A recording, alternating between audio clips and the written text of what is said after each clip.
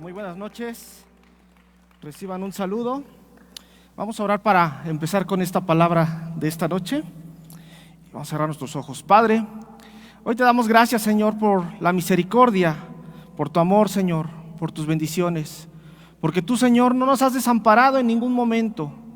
Porque hoy, Señor, tu Espíritu Santo está con nosotros. Nos ha cuidado, Señor, nos ha guiado. Hoy, Dios, queremos rendir nuestra vida a ti. Y te pedimos, Padre, que prepares nuestros corazones para la prédica de esta noche. Que tú, Señor, abras nuestro entendimiento y que podamos llevar por obra lo que hoy, Señor, tú nos vas a dar a conocer, bendito Dios. Abres los cielos, Padre, para que hoy tu gloria descienda en este lugar y descienda en cada una de las casas de mis hermanos, Padre bendito. Te damos a ti la gloria, la honra, el poder y la alabanza en el nombre de tu Hijo Jesús. Amén. Vamos a un aplauso a Dios. Y vamos a abrir nuestra Biblia en Deuteronomio 30, 1 al 5.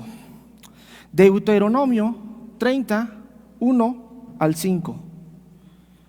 Esta prédica lleva por título Niégate a ti mismo. Y les pido disculpas anticipadas por si piso algunos callos. Dice: ahora saben las bendiciones que recibirán si obedecen a Dios, y las maldiciones que recibirán si no lo obedecen. Si Dios los castiga y los envía lejos de su país, piensen en todo esto que les he dicho. Si ustedes y sus hijos se arrepienten y de nuevo deciden obedecer a Dios con toda su mente y todo su ser, y cumplen las leyes que yo les he dado, Dios les tendrá compasión y los volverá a bendecir. Los hará volver de los países de los cuales los envió, aun si ustedes se encuentran muy lejos. Dios los buscará y los traerá de nuevo al país que prometió a sus antepasados. Ahí prosperarán y tendrán más hijos que sus antepasados. Encontramos en el libro de Deuteronomio palabras muy buenas de Dios. Pueden tomar su asiento, Encontramos palabras de Dios muy buenas. Y cuando nosotros escuchamos estas palabras, automáticamente viene a nuestra mente: Dios te tendrá compasión, Dios te volverá a bendecir, ahí prosperarás y tendrás más hijos que tus antepasados. Y estas palabras son muy bonitas porque escuchamos las bendiciones. Y a todos nos gusta escuchar las bendiciones de Dios. Pero vivimos únicamente escuchando las bendiciones y hasta ahí nos quedamos. Y pensamos que venir a la congregación, diezmar y ofrendar es suficiente para hacer o para llevar una vida de cristiano. Y no es así, no solo es eso es el principio. En la vida del cristiano va muchísimo más allá que venir, congregarte, diezmar, ofrendar y decirle al hermano: Dios te bendiga. Ser cristiano va muchísimo más allá. Y es que siempre es mucho más fácil escuchar las bendiciones que nuestras obligaciones. Siempre queremos que Dios nos dé dinero, nos dé salud, restaure nuestra familia, sin nosotros dar nada a cambio. Se nos olvida que cada bendición lleva una responsabilidad. Cada una de las bendiciones, si nosotros agarramos toda la Biblia y encontramos más de 3,600 promesas, pero cada una de las promesas tiene letras pequeñas, las condiciones. Y esas no las leemos porque no nos conviene las obligaciones o las responsabilidades que nos tocan como cristianos. Vamos a Deuteronomio 28, 3 y 8. Deuteronomio 28, versículo 3 al 8. Dice: Dios los bendecirá donde quiera que vivan, sea en el campo o en la ciudad. Dios bendecirá a sus hijos y a sus cosechas y sus ganados. Dios los bendecirá en sus hogares, en sus viajes y en todo lo que hagan. Siempre serán muy felices en el país que Dios les dará. Nunca les faltará alimento y siempre tendrán pan en la mesa. Y aquí todos podemos decir: amén, gloria a Dios, yo tomo eso para mi vida, lo hago mío. Y es verdad, porque las bendiciones de Dios son así. Pero nos quedamos en ese punto. Y hasta ahí toda la gente o la mayoría de los cristianos, cuando van empezando, llegamos en ese punto. Decimos: sí, amén, aleluya, gloria a Dios, yo soy cristiano y Dios me bendice y Dios me da. Está bonito. Pero vamos al versículo 15 y 19. Dice: pero si no obedecen los mandamientos de Dios que hoy les he dado, serán castigados y caerán sobre ustedes las siguientes maldiciones. Maldito será todo lo que hagan en la ciudad o en el campo. Malditas serán las uvas y el trigo que cosechen, y el lugar donde hagan el pan. Malditos serán sus hijos y sus cosechas, y las crías de sus vacas y ovejas. Malditos serán en todo lo que hagan. Esto dice la Biblia, Esto lo dice Dios. Entonces muchas veces nos quedamos únicamente con la bendición y agarramos las bendiciones que sean necesarias, ¿no?, para nuestra vida. Pero dejamos de un lado las responsabilidades. Dios nos manda a hacer cosas. Muchas veces como cristianos nos dicen: no hagas esto, no tomes, no fumes, no bailes, porque es pecado y es parte. Pero cuando nosotros vemos la vida de Jesús, Jesús no se enfocaba en decir no hagan, sino les toca hacer esto o tienen que hacer esto. Entonces el cristiano que va empezando, sí, está bien que se queden, no tienes que hacer esto, no tienes que hacer el otro. Pero el cristiano que va creciendo tiene que ver lo que sí le toca hacer, lo que sí tenemos que hacer como hijos de Dios. Estas palabras ya no nos gustan tanto. Cuando escuchamos estos versículos ya no decimos amén, aleluya, gloria a Dios, lo tomo para mi vida, porque no me conviene. No me gusta que me diga que Dios me va a regañar, o que Dios me va a pedir que yo le dé algo a cambio de lo que Él me está dando. Hemos caído hoy los cristianos en una cuestión muy religiosa, en donde llevamos rituales, llevamos procedimientos. Lamentablemente la mayoría venimos de una cultura de la religión de nuestros padres, y muchas veces eso lo traemos a la congregación y pensamos que cumpliendo protocolos, que cumpliendo pasos a seguir, vamos a ser más agradables delante de Dios. Y esto no es realidad, eso es una esclavitud legalista. A Dios no le gusta el legalismo, a Dios no le gustan los protocolos. Jesús era una persona totalmente políticamente incorrecta.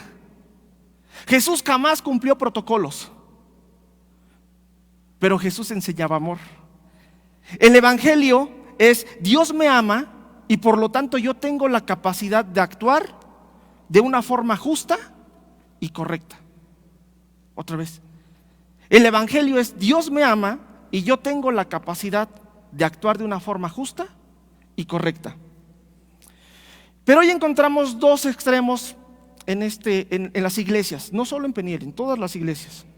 Encontramos por un lado a la parte legalista, los que hacen todo para agradar a Dios. Hasta cuando diezman, hasta van enseñando su diezmo para que vean.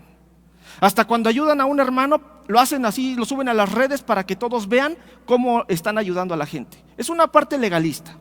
Y por el otro lado tenemos al libertino o el libertinaje, el que dice: como Dios me ama, pues tengo libertad para pecar, porque Dios es amor. Y esto lo encontramos en todas las congregaciones. Pero lamentablemente estos dos extremos de personas, o estos dos extremos de cristianos, no están adorando a Dios. Ellos están adorando al ídolo de ídolos, la figura sobre la cual el mundo está girando actualmente. Y ahorita lo vamos a revelar. Un ídolo que nos está afectando, que nos está matando, que nos está desviando de lo que de verdad tenemos que hacer. Hay una frase muy común en estos tiempos: conócete a ti mismo. ¿La han escuchado? Conócete a ti mismo. Y esta cultura del mundo se ha metido en la iglesia. Y esto nos puede pasar porque estamos tan bombardeados con esta información que estamos creyendo que esta frase es correcta y que es buena. Conócete a ti mismo. Hoy el ego, el individualismo, la autosuficiencia han dominado al mundo.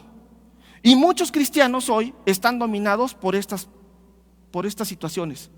Por egoísmo, por egolatrismo, por individualismo, por autosuficiencia. Y se ha metido a los ministerios dentro de la iglesia. Hoy cada quien jala agua para su molino. Ahora a nadie le interesa ver por los demás. Mientras yo esté bien, aunque los demás hermanos estén mal, a mí no me interesa. Se ha metido esta cultura a la iglesia. Se ha metido en nuestro trabajo. Se ha metido en nuestra casa. Y me gustaría contarte la historia de Narciso.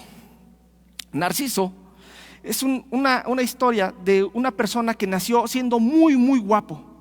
Narciso era muy guapo y a la madre le preocupaba eso porque sabía que cuando uno es guapo, pues todos le tienen envidia.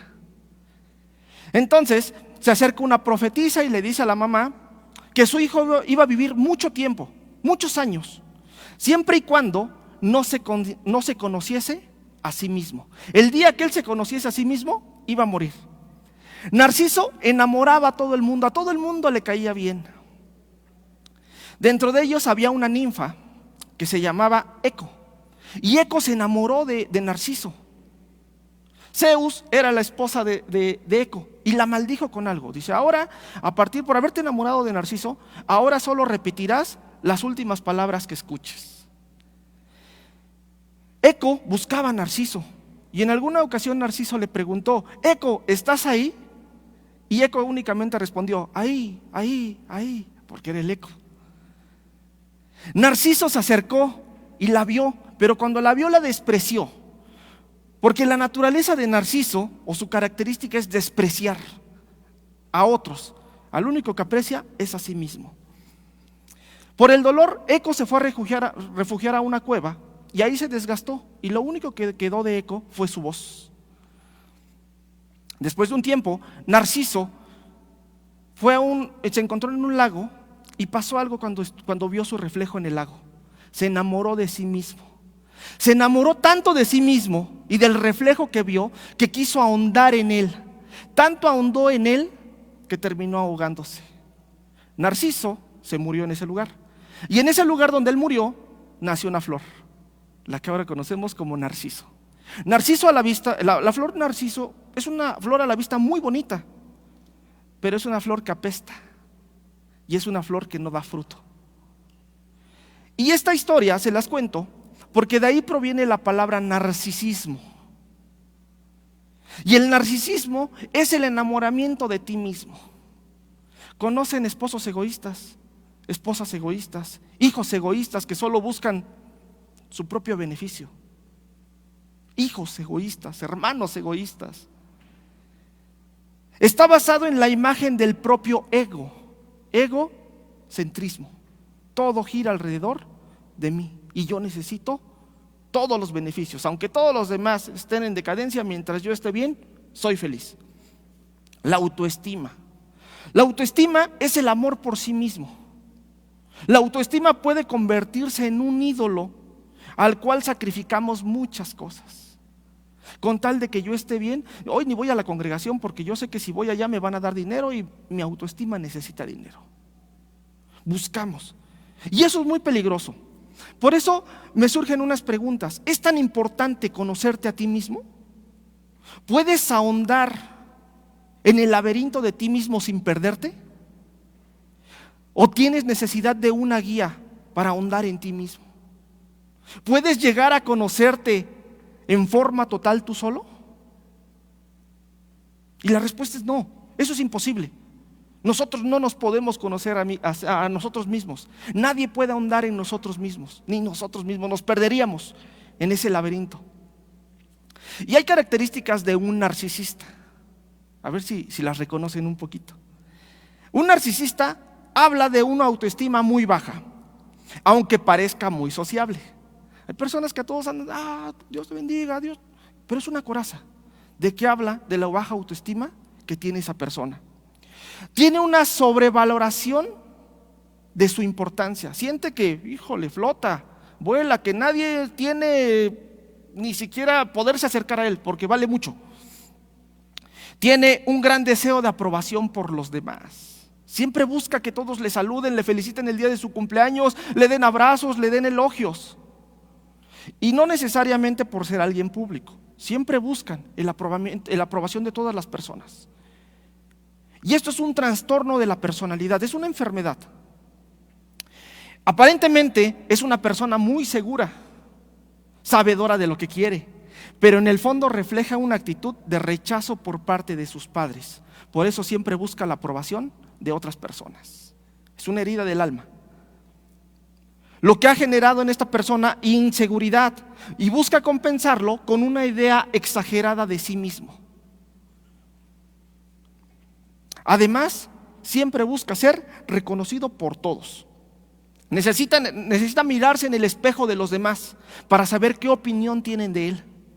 Siempre andan, ¿y qué piensan de mí? ¿Qué estarán hablando de mí? Es de aquellos que tienen el complejo de lagartija. Siempre sienten que todos están buscándolo o que todos están hablando de él, cuando a veces ni lo conocen. Cuando vemos nuestra verdad, como Adán y Eva, cuando fueron descubiertos en el huerto de Edén, tratan de esconderla. Y cuando un narcisista es descubierto en esa verdad, esa persona se considera una amenaza y lo empieza a considerar su enemigo, porque está hablando mal de mí, porque me está viendo feo, porque está diciendo cosas a mis espaldas. Y el narcisista tiene esa idea. Cuando tienes un ídolo y te lo tocan, sacas las garras. Si quieres saber cuál es tu ídolo, fíjate cuándo sacas las garras. A mis hijos nadie me los toca, porque ahí sí lo cristiano se me olvida. Aguas, ese es tu ídolo.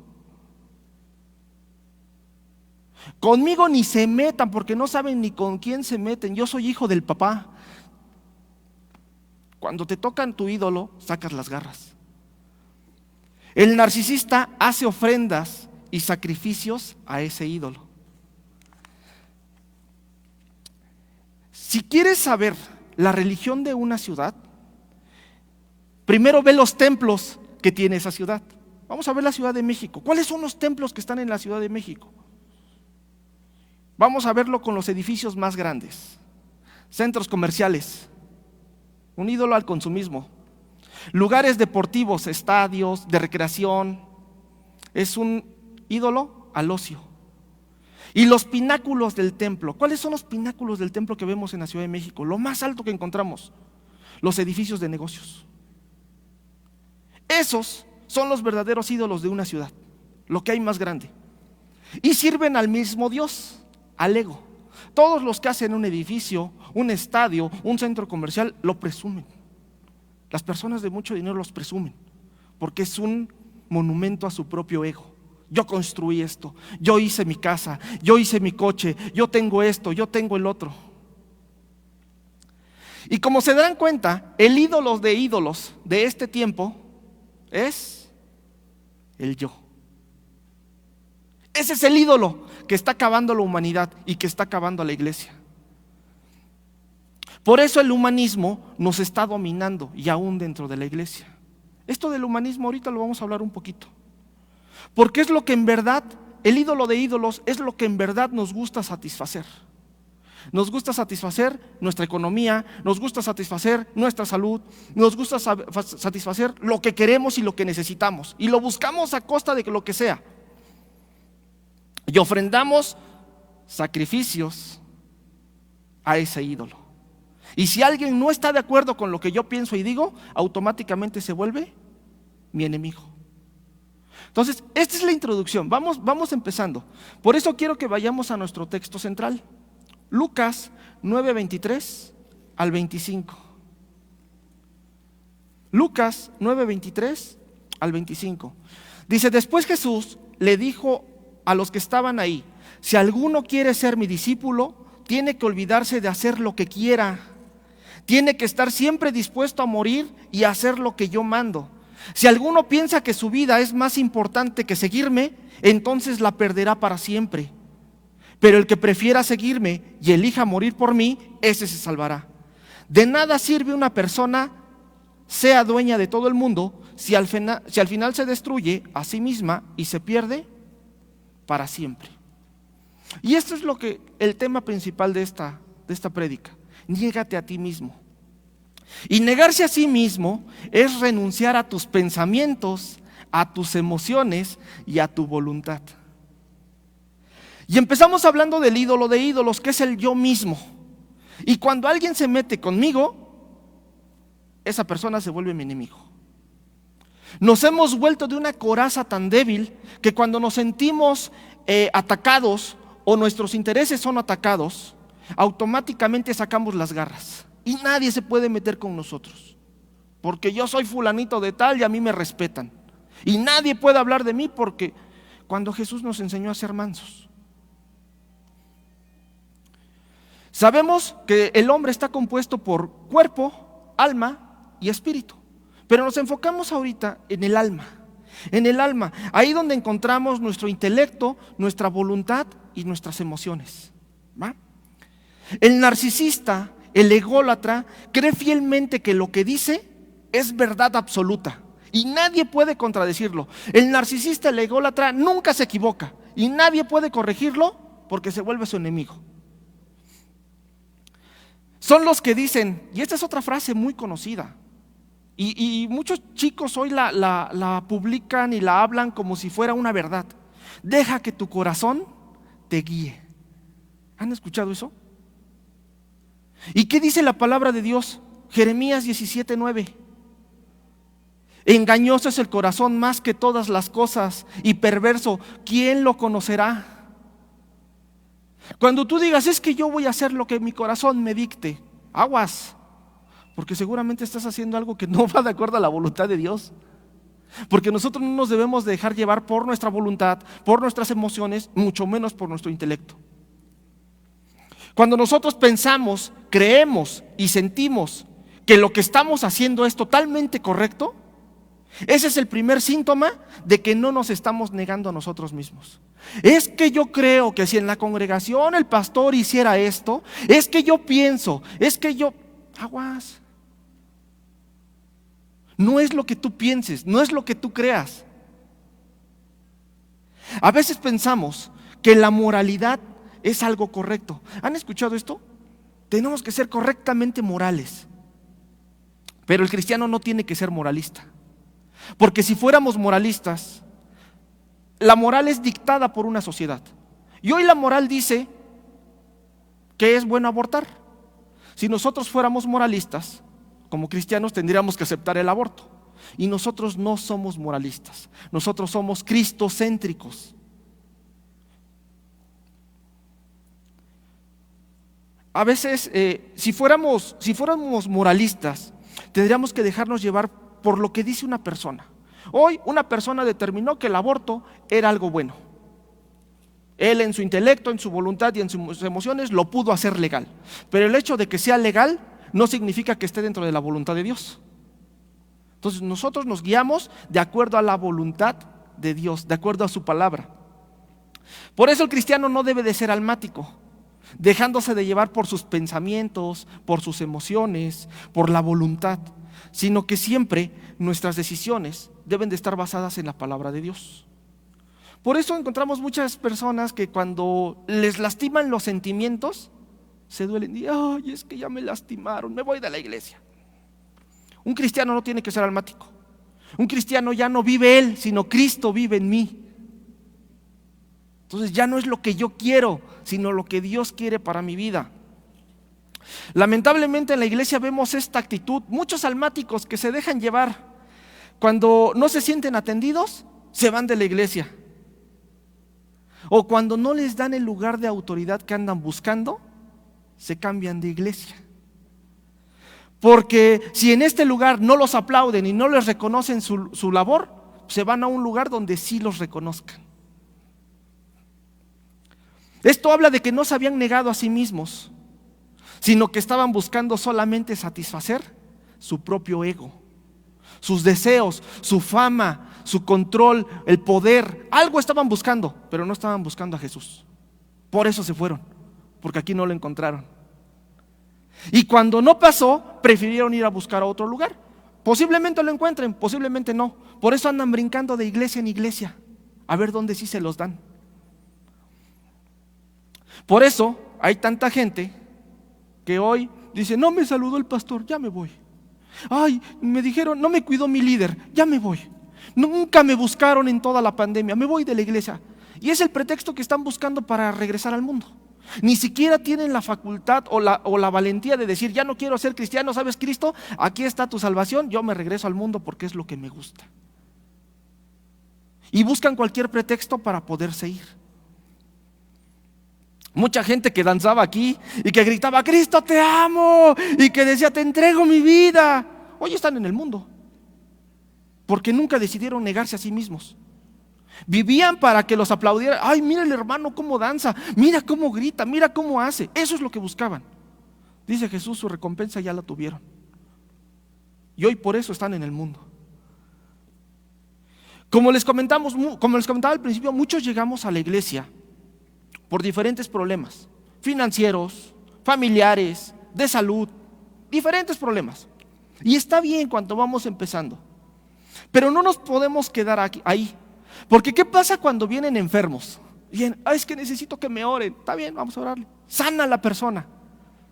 Y después dice, no, yo ya no puedo ir a la iglesia porque reconocí que iba a perder mi vida y ahora tengo que aprovecharla, así que me voy a hacer las cosas que me gustaban, dejando de lado la sanidad que se les dio y que no la dimos nosotros o que la dio la persona que oró, sino que la dio Dios. Personas que vienen que no tienen trabajo. Es que no tengo trabajo, oren por mi trabajo. Vamos a orar por tu trabajo.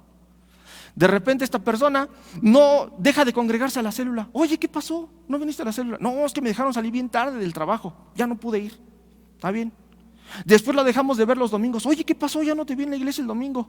No, es que mi jefe me pidió que trabajara el domingo. Y la bendición que Dios les dio se empieza a volver una jaula de oro que los tiene aprisionados. Y ojalá fuera por un buen sueldo. A veces son por míseros centavos que entregan su vida a un trabajo. Sobre todo hay muchas mujeres, sobre todo las que llegan primero a Cristo. Dicen, es que quiero que mi familia llegue toda a Cristo. Vamos a orar, órale pues. Y viene un domingo de todo el año viene la familia. Y la hermana piensa que ya la obra se hizo, que ya Dios, es que ya lo trajo a la iglesia, aleluya, gloria a Dios. De repente empezamos a ver que la hermana falta. Hermana, ¿por qué no viene a la iglesia? No, es que tengo que cuidar mi primer ministerio, que es mi familia, y este domingo nos vamos a ir de vacaciones o nos vamos a ir a un pueblito, nos vamos a ir aquí, nos vamos a ir allá, y de los 4 domingos que tiene el mes, 3 se la vive saliendo y 1 viene a la iglesia. Y piensa que Dios ya hizo la obra. Se nos olvida lo que Dios está haciendo por nosotros y buscamos satisfacer nuestros anhelos, nuestro corazón, nuestros deseos. Encontramos estas personas no buscaban a Jesús, sino resolver sus problemas. Y ya que está resuelto, pues vámonos a vivir la vida. Los verdaderos cristianos, hoy sabemos que seguir a Jesús no es fácil. Porque tengo que dejar a un lado mis pensamientos, mi voluntad y mi intelecto y rendirlo a los pies de Cristo. Debo negarme a mí mismo. Y esa es una lucha de la carne con el espíritu. Y esas luchas son muy difíciles. La lucha que tú tienes, la más complicada. El cristiano tiene 3 luchas. Con Satanás, pero Satanás ha sido derrotado por Jesús en la cruz del Calvario. Tiene la lucha con el mundo, pero Jesús dijo, no teman, porque yo he vencido al mundo. Pero la lucha más complicada es la que tenemos con nosotros mismos. Ahí es donde realmente es probado si somos cristianos o no somos cristianos. Ahí es donde realmente vemos si nos hemos negado a nosotros mismos o no lo hemos hecho. Por eso Lucas 9:62 dice, Jesús le dijo, no pueden pertenecer al reino de Dios y hacer lo mismo que hace un mal campesino, al que se le pone a arar el terreno y vuelve la vista atrás. Los surcos salen torcidos. Nosotros en el momento que entregamos la vida a Jesús, le decimos, Dios, aquí está mi vida, aquí está mi pensamiento, mi voluntad, mi intelecto, mi trabajo, mi dinero, todo lo que soy, aquí está.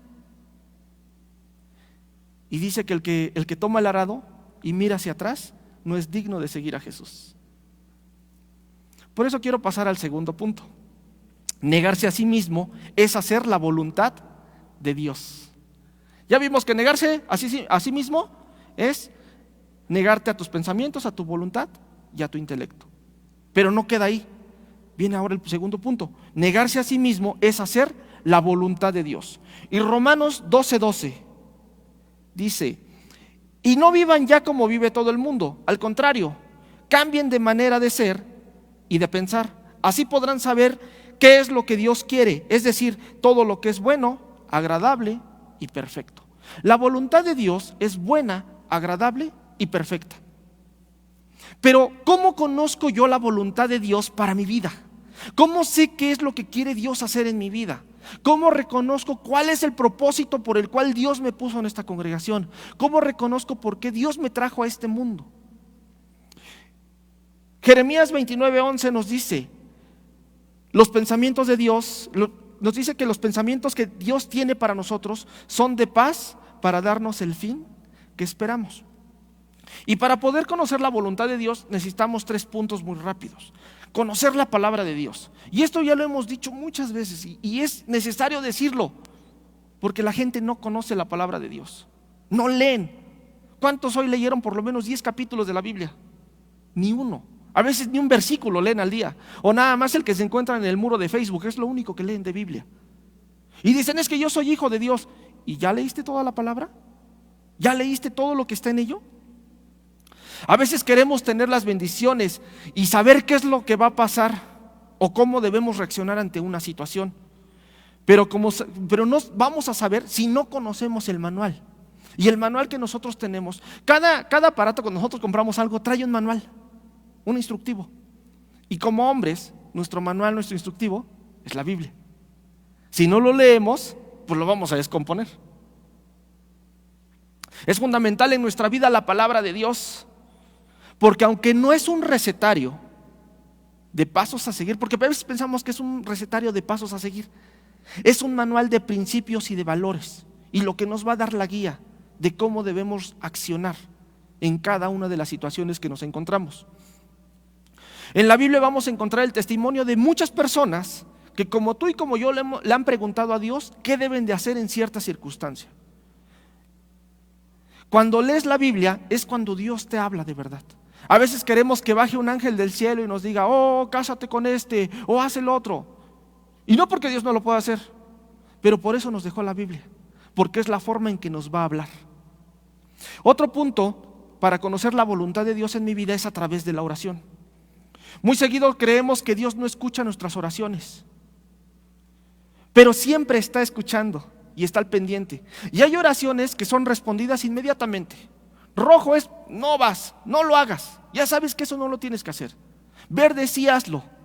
Y a veces nos toca el amarillo, que es donde Dios calla y nada más se queda observando a ver qué decisión vamos a tomar. Y ahí es donde nosotros somos expuestos para ver qué es lo que vamos a hacer en ese silencio, cómo reaccionamos ante las situaciones. Otro punto, y este es muy importante, otro punto para conocer la voluntad de Dios para mi vida es escuchar la voz de las autoridades que están sobre nosotros. Líderes, supervisores, coordinadores, pastores. Dios ha puesto autoridades sobre nosotros. Y la palabra dice que toda autoridad puesta es puesta por Dios. Pero cuando nosotros alzamos la voz en contra de una autoridad, no la estamos levantando en contra de esa autoridad, la estamos levantando en contra de Dios directamente. Por eso debemos de tener mucho cuidado cuando se te ocurra hablar contra un líder, contra un supervisor, contra un coordinador y mucho más si se te ocurre levantar la voz en contra de nuestro pastor. Mucho cuidado, porque no estás levantando la voz en contra del hombre, sino en la autoridad que Dios ha depositado en esas personas. A veces queremos escuchar esa voz audible de Dios, así que me diga, a ver, vas a hacer esto. Pero por eso ha puesto las autoridades, porque esa es la voz audible de Dios en la tierra.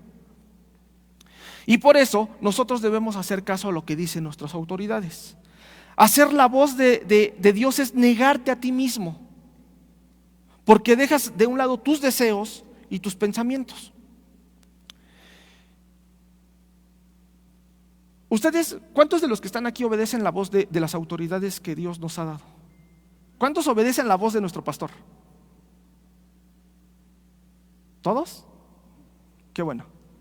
El pastor hizo un llamado, lleva medio año haciendo un llamado a la CGL. ¿Cuántos de aquí se inscribieron a la CGL? Y de los que están aquí ninguno se inscribió, porque yo veo las listas.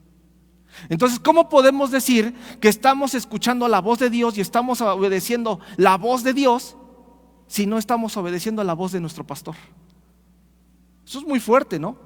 Entonces, por eso debemos de aprender que negarnos a nosotros mismos es obedecer la voluntad de Dios.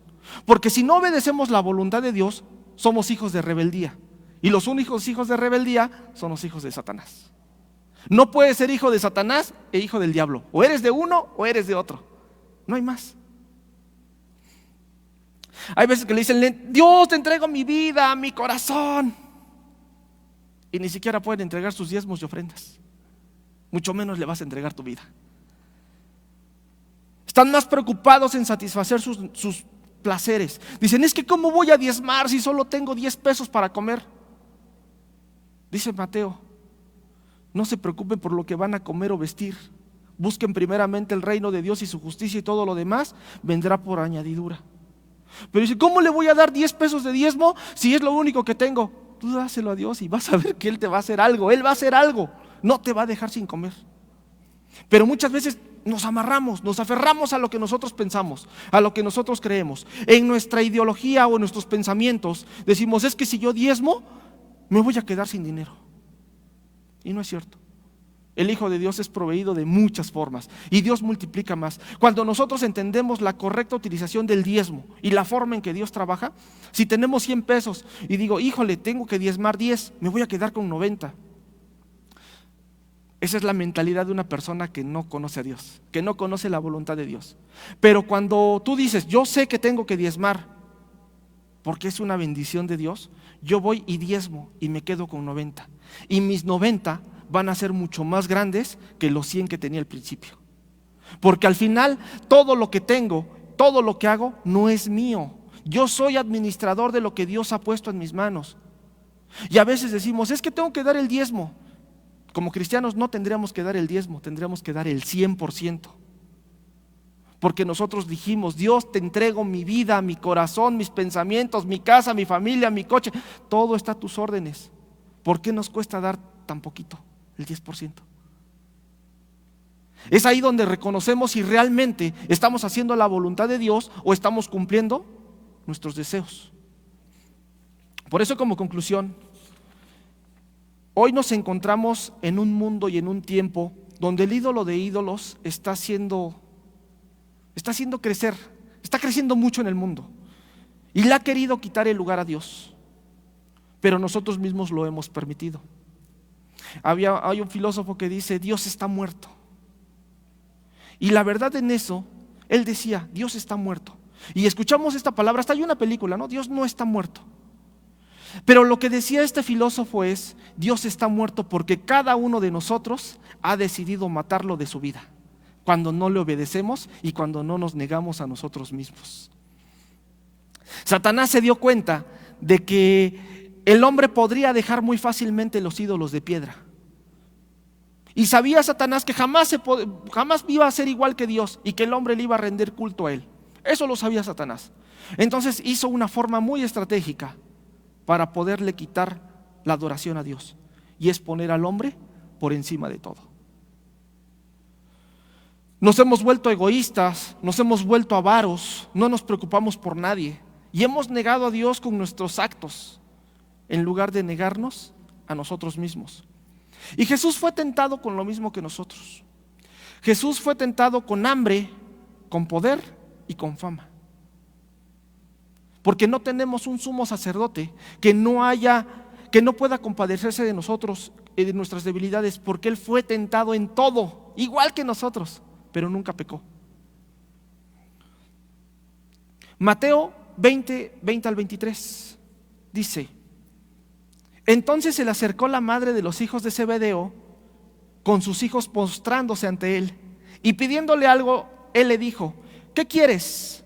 Ella le dijo: ordena que en tu reino se sienten estos dos mis hijos, el uno a tu derecha y el otro a tu izquierda. Entonces Jesús respondiendo dijo: ¿no sabéis lo que pedís? ¿Podéis beber del vaso que yo he de beber y ser bautizado con el bautizo que yo soy bautizado? Y ellos respondieron: podemos. Él les dijo: a la verdad, de mi vaso beberéis y con el bautizo que yo soy bautizado, seréis bautizados. Pero el sentaros a mi derecha o a mi izquierda no es mío darlo, sino a aquellos para quienes está preparado por mi Padre. El deseo de satisfacer y buscar nuestra conveniencia y buscar lo nuestro no es algo nuevo. El ego, el individualismo, la autosuficiencia tampoco son nuevos. Nosotros hemos sido llamados por Dios y entendemos que hoy ya no vivo yo, sino Cristo vive en mí. Pero cuando los discípulos hablaban esto y pedían esto, Jesús les decía: en verdad, lo que piden, ni siquiera saben lo que piden. ¿Podéis beber del vaso que yo he de beber? ¿Se acuerdan cuando Jesús estaba en el huerto de Getsemaní? Lucas 22, 41 al 42. Y él se apartó de ellos a distancia como de un tiro de piedra y se puso de rodillas, oró diciendo: Padre, si quieres pasa de mí esta copa, pero que no se haga mi voluntad, sino que se haga la tuya. Tal vez en algún momento, en ese proceso de oración, Jesús, posiblemente en su calidad de hombre, pudo haber tenido miedo de ir a la cruz. Pero dijo en ese momento que no se haga mi voluntad, sino que se haga la tuya. Y es lo mismo que le decía Jesús a sus discípulos. ¿Estás dispuesto a que Dios haga su voluntad en tu vida? Y esa es la pregunta que hoy Dios nos hace. ¿Estás dispuesto a que Dios haga su voluntad en tu vida? ¿Estás seguro? O porque nos puede pedir como Abraham. ¿Quién ahorita entregaría a uno de sus hijos en sacrificio para Dios? Yo creo que nadie, ¿no? Pero si nosotros realmente queremos hacer la voluntad de Dios, lo haríamos. Porque los hijos no son nuestros. Es algo que Dios puso para administrar, para cuidar, para proteger, pero no son nuestros. Y si Dios nos los pide, los tenemos que dar. ¿Quién estaría dispuesto a entregar su vida hoy por Dios? Todos dicen, no, sí, yo ahorita, si ni se congregan, ni asisten a célula, mucho menos van a entregar la vida. Decía el punto número 2, ser bautizados con el bautizo que yo soy bautizado. Esto significa si estaban dispuestos a dar su vida. Y al final Jesús les dijo, lo van a pasar.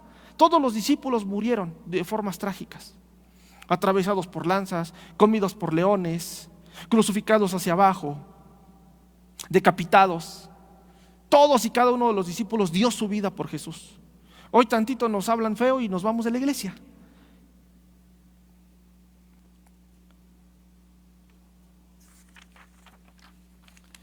Un cristiano, el ser cristiano es para valientes, como les decía hace un momento. Es renunciar a todo por seguir a Jesús. Y a veces decimos, híjole, es que sí, voy a la iglesia, pero es que hoy viene mi familiar, hoy viene mi mamá y tengo que atenderla en la casa. No, hoy no voy. No, me voy a ir de vacaciones 15 días, 3 veces al año y pues no puedo ir a la congregación todos los días. No, es que mi trabajo no me permite servir. ¿Cuántos de aquí tienen un ministerio dentro de la iglesia? Se necesita mucha gente. Para una congregación tan grande se necesita mucha gente sirviendo. Y más del 80%, casi 90% de la congregación está sentada y no sirve. Y un cristiano que no sirve, no sirve. Se están perdiendo la bendición de servir por estar buscando el yo mismo, mis negocios, estar buscando mis placeres. En vez de que, hay veces que tenemos dolores, hay veces que tenemos, en este tiempo sobre todo, en este año, en el año pasado, cada uno de nosotros ha padecido en diferentes formas. Algunos han padecido pérdidas, algunos han padecido enfermedad, algunos han padecido carencia económica. Y cuando estamos en ese punto, llega un momento en el que todos a lo mejor alzamos la voz y decimos, Dios, ¿por qué?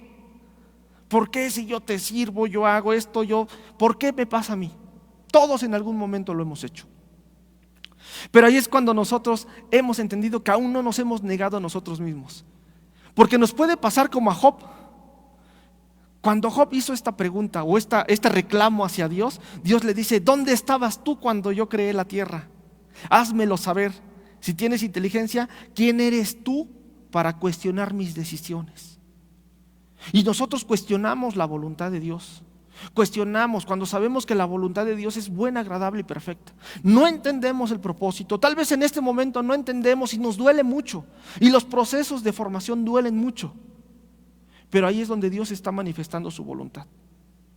¿Cuántas personas han enterado de que se mueren, se quedan sin trabajo, sufren una enfermedad, se van de la iglesia?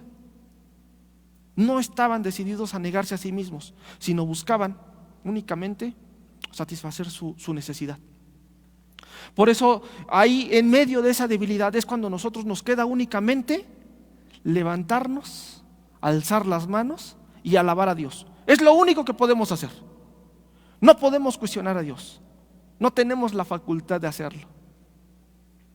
Mateo 16, 24 al 25 dice: entonces Jesús le dijo a sus discípulos: si alguno quiere venir en pos de mí, niéguese a sí mismo, tome su cruz y sígame. Porque todo el que quiera salvar su vida, la perderá. Y todo el que pierda su vida por causa de mí, la hallará. Les vuelvo a preguntar, ¿quién está dispuesto a dar su vida por Dios? Son muy pocos, amén. Y es que eso es real, eso es tan verdadero dentro de la iglesia, que son muy pocos los que están dispuestos a dar su vida por Cristo, por la obra, por el servicio. Sería muy cómodo que todos los servidores hoy estuviéramos cómodos en nuestra camita, viéndolo desde el internet, está bien. Pero hemos sido llamados a hacer más. Hemos sido llamados a entregar nuestra vida, nuestros pensamientos, nuestras emociones, nuestra voluntad, nuestro dinero, nuestras fuerzas, todo dejarlo a los pies de Cristo. Porque tenemos que dar de gracia lo que de gracia hemos recibido. Hemos recibido mucho en esta congregación, hemos recibido mucho y todo de Dios. Pero a veces nosotros cuando ya tenemos decimos, bueno, pues los otros que se pierdan, a mí no me interesan, yo ya tengo lo que quiero. Es muy difícil. ¿Quién saldría a las 2 de la mañana a ir a ayudar a un hermano que está en carencia? Es que no tengo coche, es que no tengo dinero, es que no tengo esto. Son muy pocos los que lo hacen. Y ahí es donde realmente mostramos si nos hemos negado a nosotros mismos o seguimos buscando nuestros deseos. No está mal querer tener una profesión. Hoy los chicos están embobados en querer tener una casa, querer tener un matrimonio, querer tener un coche, querer tener una profesión para ser alguien en la vida. Y no está mal, no está mal, pero nuestra visión como cristianos debería estar enfocada en Jesús. ¿Cuántos estudian en la escuela teológica? ¿Cuántos se preparan para ser mejores? Y no estoy hablando en cuanto al mundo, sino en cuanto a su vida espiritual. En este año de pandemia, ¿cuántos tomaron algún curso, leyeron más Biblia, oraron más? ¿Cuántos? Nos quedamos estancados y nos quedamos sentados. Cuando leemos la alimentación de los 5,000, ¿cuántas personas alimentaron a 5,000 personas? 12 personas. 12 siervos solamente alimentaron a 5,000 personas. Dice hombres, más esposas y niños. Y eso es real en la actualidad. 12 personas sirviendo a 5,000. ¿De quién quiere ser? ¿De los sentados que están esperando que les pasen comida? ¿O de los que están sirviendo y están cerca de Jesús? Porque los 12 tenían un privilegio, estaban cerquita de Jesús, conocían a Jesús, escuchaban a Jesús. Los otros 12 solo lo escuchaban a lo lejos, tomaban la bendición y se iban a sus casas. Hoy nosotros no tenemos que ser de esos, tenemos que ser de los 12 que están dispuestos a dejar familia. Los 12 discípulos dejaron esposas, dejaron hijos, dejaron negocios por seguir a Jesús. Reconocieron el privilegio que era seguir a Jesús, porque el mundo los había rechazado. Pero Jesús les dijo, ven y sígueme. Hoy no podemos negar, no debemos olvidar la misericordia que Dios ha tenido con nosotros, lo que ha hecho por cada uno de nosotros en todo este tiempo. No podemos darle la espalda y decir, bueno, Jesús, ahí voy cuando pueda. Es 24 horas, 365 días al año. Porque ser cristiano es para valientes. Por eso hoy nosotros no buscamos las cosas de arriba, sino buscamos estar en los negocios de nuestro Padre, porque ahí nos conviene estar. Y nosotros nos negamos a nosotros mismos y aceptamos la voluntad del Padre, sin reclamar, simplemente diciendo, gracias Dios por lo que estás haciendo en mi vida. Levanto mis manos y te alabo. ¿Listo? Pues vamos a orar para concluir con esta prédica. Padre, te damos gracias, Señor, porque tu voluntad es buena, Señor, agradable y perfecta. Hoy, Señor, sabemos, Padre, que muchas veces no nos hemos negado a nosotros mismos. Sabemos, Señor, que muchas veces hemos sido ególatras, hemos sido egoístas, Señor, al buscar solo nuestro beneficio. Hoy, Señor, te queremos pedir perdón. Queremos restaurar, Señor, nuestra relación contigo. Queremos, Señor, que tú dirijas nuestras vidas, que tú, Señor, en este tiempo de pandemia también sigas tratando en cada uno de nosotros aquellas cosas, Señor, que necesitamos cambiar. Sabemos, Padre, que nos conviene que tu voluntad se haga en nuestra vida. Hoy, Señor, nosotros te alabamos y te bendecimos, Señor, porque tu voluntad es buena, agradable y perfecta. Te damos gracias, Señor, en el nombre de tu Hijo Jesús. Amén.